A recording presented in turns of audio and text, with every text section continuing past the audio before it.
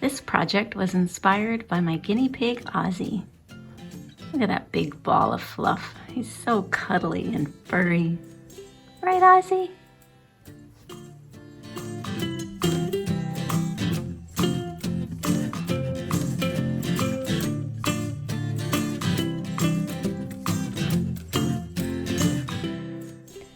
For this project, we're going to be using fur fabric from Shannon Fabrics, Ollie Fun fabric to make the cute little ears, to give our furball friend his shape, we're using poly pellets from Fairfield World.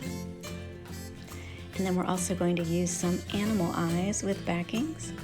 And finally, you'll want to use my free downloadable template so that you can just cut and trace. To start with, let's flip the fur fabric over. Okay, it is much easier to cut from the back. Trust me, you'll make a lot less mess this way. You're going to take my template and trace the circle, which is going to become the body, and then you're also going to trace the tail. Once you've got that done, back your fabric with something to protect your work surface with. I use scrap cardboard, but you could use a cutting mat too. I like to use a craft knife to cut through the backing of the fur fabric. You could use fabric scissors and just cut through it, but if you've ever done that before, you know what a giant mess that makes. And I really get frustrated with fur flying all around my craft room. So this way you're gonna see I'm just carefully cutting through the backing of the fabric, and you'll see that once you separate that, there is no loose fur, which is awesome. See that? No fur anywhere. Don't worry about making it super perfect. It's okay. Once we sew this up, no one's going to be able to tell that your edges aren't perfectly even. So now, again, we're going to the back and we're going to decide the placement of the eyes. I like to go maybe an inch above the center of the circle, and I'm going to use a marker just to show where I need to cut to put those eyes. So just a little dot. And then I can take my scissors and cut just a tiny little snip there. Don't make it too big because then the eyes will just slip right through the hole. So just a little snip, and then you can even take the eye and just test to make sure the cut went all the way through. And then you can insert the animal eye, the little plastic eye there, and then use the backing. You just snap it on, and that will hold everything in place.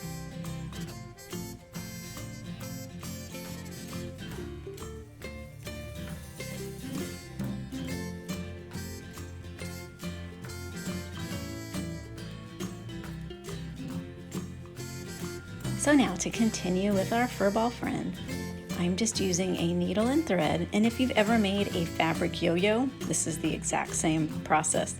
You're just going to thread your needle in and out like so, and you don't want to space things too far apart. You also don't want to make them too close either. So just kind of go around the edge of the circle, threading your needle in and out to create a nice little stitch all around the edge. And this is what it looks like when you're done.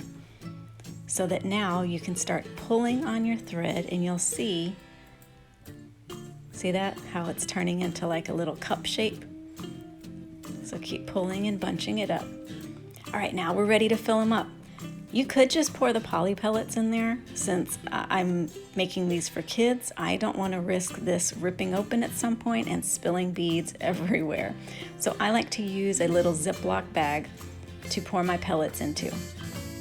I love this poly pellet container because it has a little spout, and this way I can precisely measure and pour the poly pellets into my projects without spilling these little pellets all over my work surface. Yes, I have done that before, but I don't make that mistake now that I have this spout. So fill up your Ziploc bag, and once you seal that shut, you can tuck it into the body of your furball friend, and all those pellets are neatly protected inside the body. Then you can pull the string some more to completely close that opening. Once you've got it pulled nice and tight, so that nothing's going to fall out. You're going to stitch back and forth a few times just to close that opening up.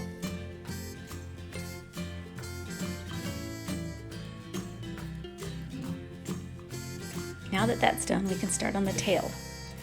All we're going to do is fold that fur piece and start on the smaller end, the tip, okay?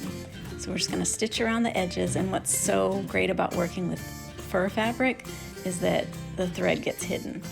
You know, you probably want to use a color that matches the fur better. I'm using this darker color so that you can see it on the video, but even so, the black thread is hidden really well, and so are the seams there. So just stitch around until your tail is made, and then you're going to decide where you want to put it on the back of your furball friend. This one I'm going to have a longer tail, so I'm sewing it to the back end of the body. With the pink one, I sewed the tail under the body slightly so that the tail was a little bit shorter. So this way you can adjust it and make each of your furball friends a little different, some with longer tails, some with shorter tails. So for the ears, I'm using Olifon fabric, which is a non-fraying fabric, and it's perfect for little craft projects like this one, because I don't have to worry about edges coming apart. I can just trace and cut the ears. The first thing I'm going to do is fold it in half with the ends meeting, and then take one of the edges there and fold it back so that it meets the folded edge. And then repeat the same thing on the other side. So now you have this cute little ear shape. I used a pin to just hold that together, and then I got my thread and needle again and just stitch back and forth a few times to hold that folded edge together. This will help give the ear its shape.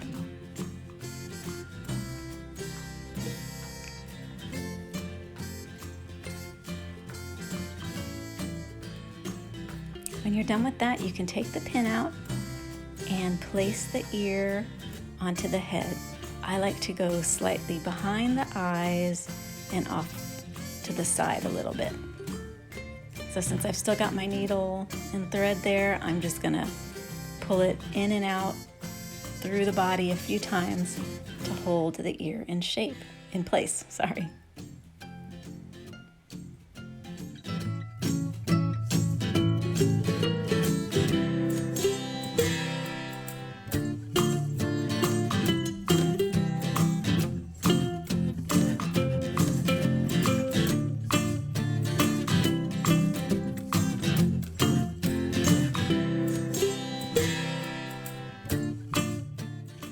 Repeat that with the other ear, and now your furball friend is done and ready to keep you company. Isn't that cute? You can just arrange the fur on the face the way you want it, and then it's ready to go.